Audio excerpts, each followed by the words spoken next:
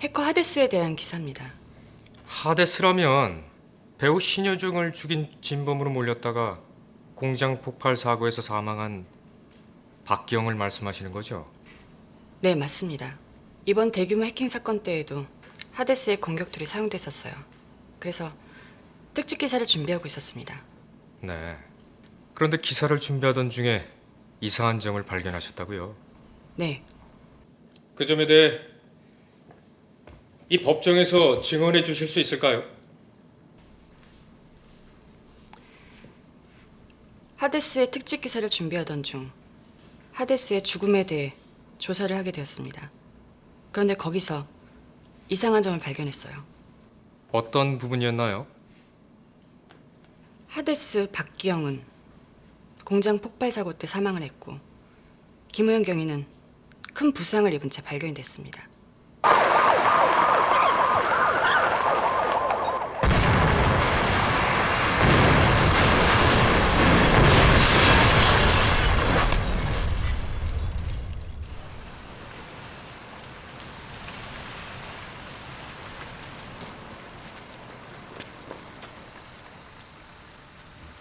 처음 발견했을 때 부상이 워낙 심해서 겉으로 보기에는 김우영 경인지 아닌지 판단하기가 힘들었다고 했습니다.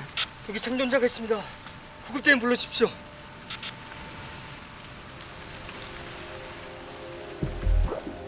그런데 그 사람이 김우영 경이라고 생각했던 이유는 김우현 팀장이에요. 아직 살아있습니다. 바로 신분증 때문이었습니다. 신분증. 그런데 그게 무슨 문제라는 거죠?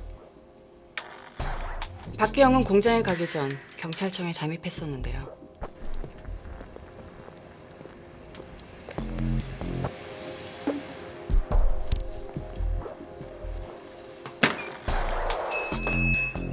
그런데 바로 그때 김우영 경의 신분증을 가지고 있었습니다. 그게 무슨 소리입니까? 공장 폭발 사고 직후 김우영 경의 수술을 집도했던 여러 의사들을 만나봤습니다. 김우현 환자는 전 안면부 골절을 입은 상태였습니다. 그러니까 한마디로 얼굴이 무너졌다는 얘기죠. 얼굴이 무너져요? 찰흙 인형 얼굴을 주먹으로 세게 치면 뭉개지겠죠. 그걸 본인의 평소 때 사진을 기준으로 다시 복원시키는 겁니다. 그렇다면 얼굴이 그렇게 무너진 상태에서 자신의 얼굴이 아닌 다른 사람의 얼굴을 기준으로 복원을 시킨다면 다른 사람의 얼굴이 될 수도 있겠네요? 충분히 가능한 일이죠. 근데 왜 그런 일을 하겠어요?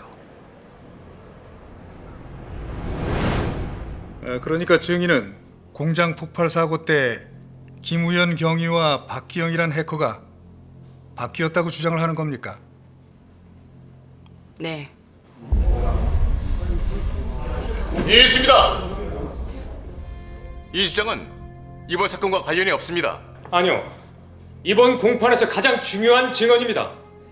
만약 그 공장 폭발 사고의 생존자가 김우현이 아니라 박기영이라는 해커라면 현재 피고인 측의 증인으로 나온 김우현은 자기가 목격하지도 않은 사건 현장을 봤다는 위증을 하고 있는 겁니다. 하지만 그건 저 여기자의 얼토당토하는 추측에 불과합니다. 얼토당토하는 추측일지 모르겠지만 만약 저 얘기가 맞다면 피고인 측의 주장은 모두 허위 사실이 되는 겁니다.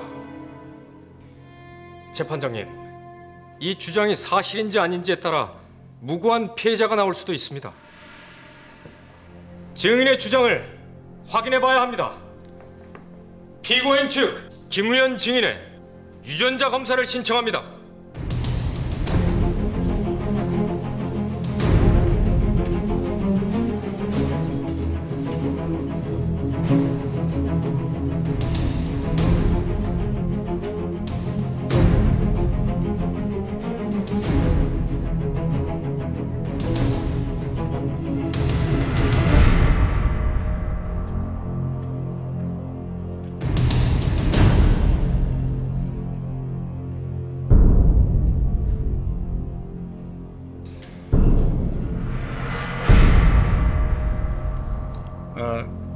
검찰 측이 제기한 의견에 대해 협의하기 위해서 15분간 휴정하겠습니다.